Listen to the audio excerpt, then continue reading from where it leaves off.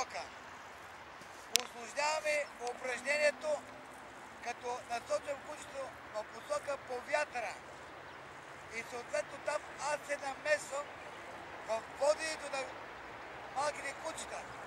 Точно в този момент го подчертавам, че е крайно необходима общата дисциплина, послушанието на кучето, посоки, ляво, дясно, напред, връщане към водача, оставяне на място. Това е абсолютно необходимо като инструмент,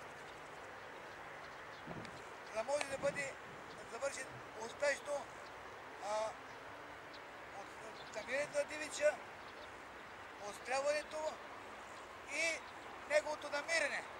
То това нещо не става само за кучето, става и за човека, знаете. И така, тръгваме. Черно, черно, черно. Черма. Черма. Черма.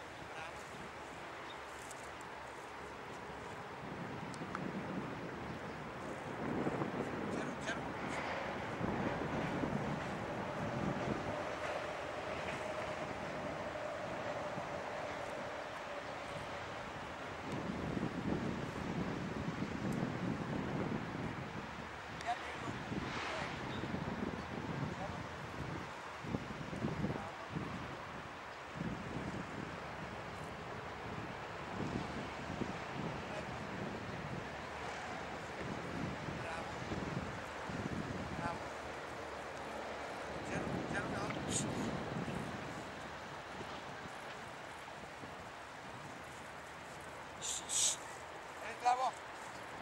Bravo. Черно.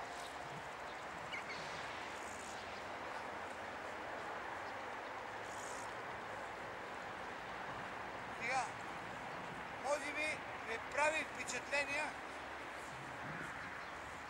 че малкото куче се връща за дивича към временния бивак.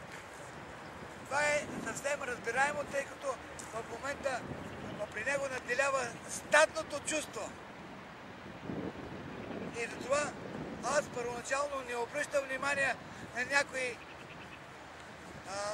малки грешки. Те не са малки, но в случая за мен са малки.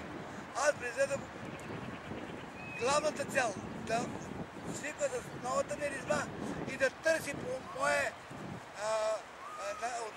моя намеса. Както видите, успешността за втори път. Тъй като това е втори път контакт с този дивич.